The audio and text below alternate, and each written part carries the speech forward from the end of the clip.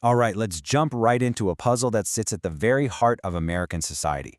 We're talking about the economic success of some Black immigrant communities. It's a topic that sparked a really fierce debate because you have two sides looking at the exact same data and telling two completely different stories about race in America. So, here it is, the question that drives this entire thing. The data is pretty clear. Black immigrants from places like Africa and the Caribbean often have higher incomes and education levels than Black Americans whose families have been here for generations. So the debate isn't about if this is happening. The real fight is over one simple, powerful word: why?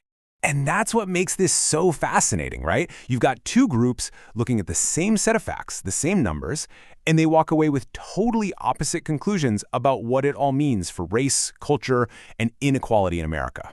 So first, let's just quickly set the stage. We're talking about a pattern that's been observed for a while now, where many Black immigrants achieve this incredible upward mobility in the U.S. And it's this very success that's become the spark for this whole debate. Okay, so let's start with the first interpretation. This one is championed by the very influential conservative economist Thomas Sowell. He looks at this success story and argues that the main reason behind it isn't what you might think. He says it's not about systemic racism, but about something else entirely: culture.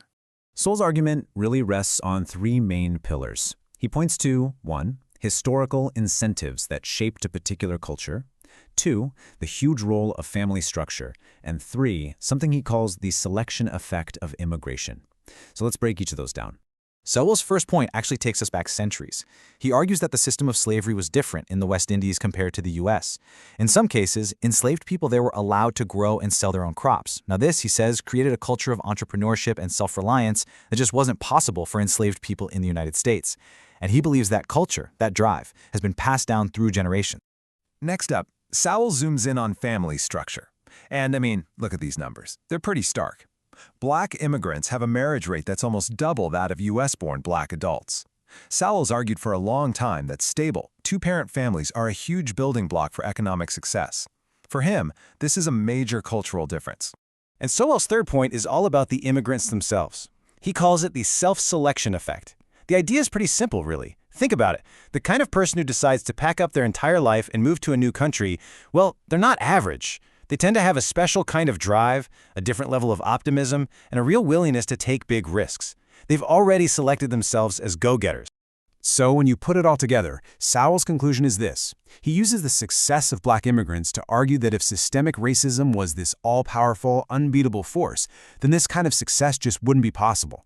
For him, it's proof that internal factors, like culture, can be powerful enough to overcome external barriers. Okay, but that's just one side of the story. Now let's flip the coin and look at the second interpretation, which paints a completely different picture. The foundational Black American movement looks at that same exact data and says Sowell's conclusion isn't just wrong, it's actually dangerously misleading. Now, to get this perspective, we first have to understand this term. Foundational Black Americans, or FBA, isn't just a generic label. It specifically means the descendants of people who endured chattel slavery right here in the United States. And for this movement, that specific lineage is everything. It's what sets them apart from every other group.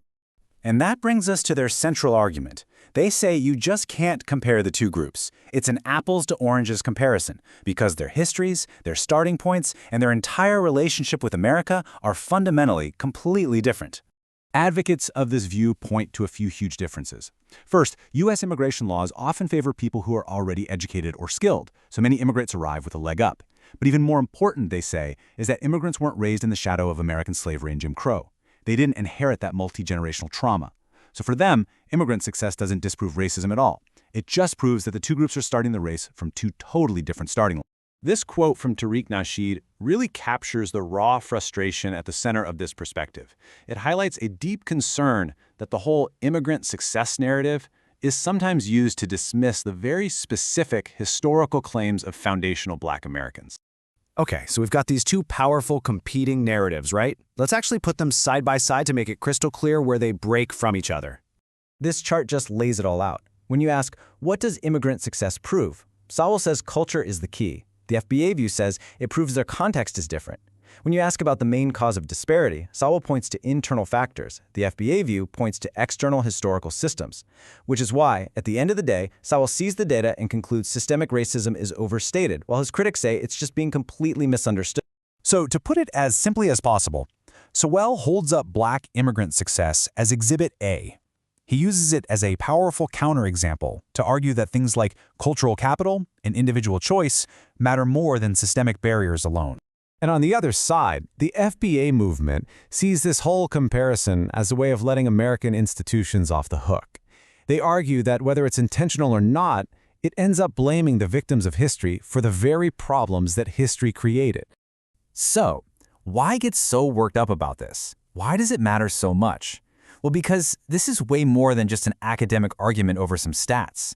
This debate cuts to the very core of how we understand race, inequality, and justice in America. What we're really looking at here is a snapshot of a much, much larger debate in America. Are the gaps we see between groups mainly the result of internal culture and choices, or are they the result of historical conditions and systems that gave some people a head start and forced others to start way, way behind? You know, there's this metaphor that I think just perfectly captures the FBA perspective. It's the idea that you can't just look at the outcome, the fruit on the tree, without first taking a hard look at the soil each group was planted in hundreds of years ago. And that really leaves us with the central question here. When we look at the data on Black immigrant success, are we looking into a mirror that reflects a community's internal culture and choices? Or are we looking through a window that reveals a nation's deepest historical injustices? The way you answer that, well, it changes everything.